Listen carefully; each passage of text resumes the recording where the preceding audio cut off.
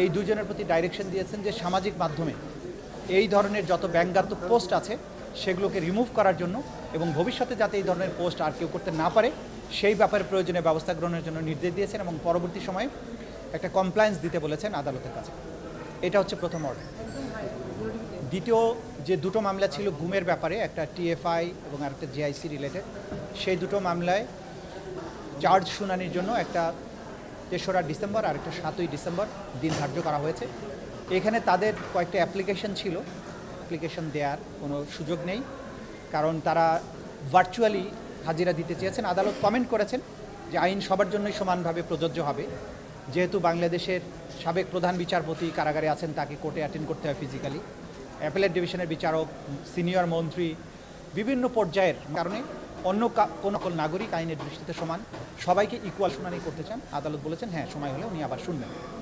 মোটা দাগে এই অ্যাপ্লিকেশনগুলোর উপরে আদালত তার কমেন্ট পাস করে এই ব্যাপারে কোনো আর আদেশ না দিয়ে পরবর্তী তারিখ নির্ধারণ করেছেন।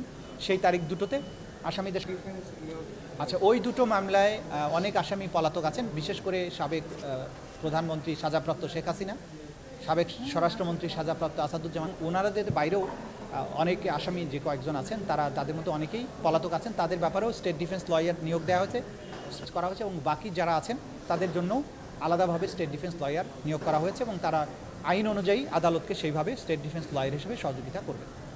আপনি আজকে গুমের মামলায় জিয়াউল আহসান করেছেন, উনি তাকে জেরার সময় থাকতে চান তদন্ত সংস্থায়, এটা নিয়ে আমি দেখলাম আপনি অনেকগুলো তথ্য তুলে ধরেছেন এবং তার বিষয়টা বর্ণনা দিচ্ছেন এবং পর্যায়ে উত্তপ্ত বাক্য বিনিময় হয়েছে। আমি আসলে পুরো বিষয়টা জানতে চাচ্ছি কেন এটা হলো।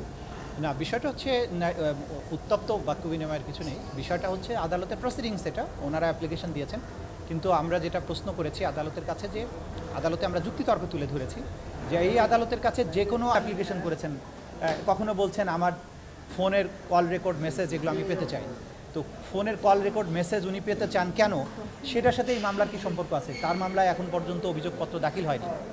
তো ওনার মেসেজ এবং কল রেকর্ড যদি উনি পেতে চান ভিন্ন ফোরামে যাবেন, তো জিনিস চেয়েছেন উনি দেয়নি, ট্রাইব্যুনালের কাছে আসবেন, ওইটা পাওয়ার জন্য যেখানে যাওয়ার কথা আইনসম্মত উপায়, যে অথরিটির কাছে যাবার কথা সেখানে তিনি যাবেন। সেই জাতীয় ফেলাসাস অ্যাপ্লিকেশন, তার আইনজীবী তারা উপস্থিত থাকবেন ওই রুমে।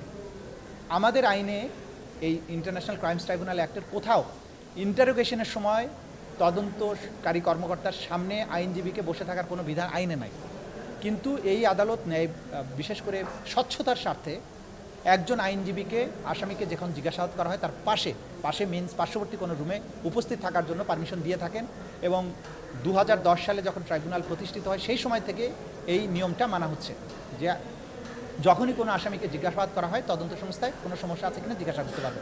পাশাপাশি একজন ডাক্তারকেও রাখা হয় যাতে কোনো সময় যদি সেই আসামি অসুস্থতা বোধ করেন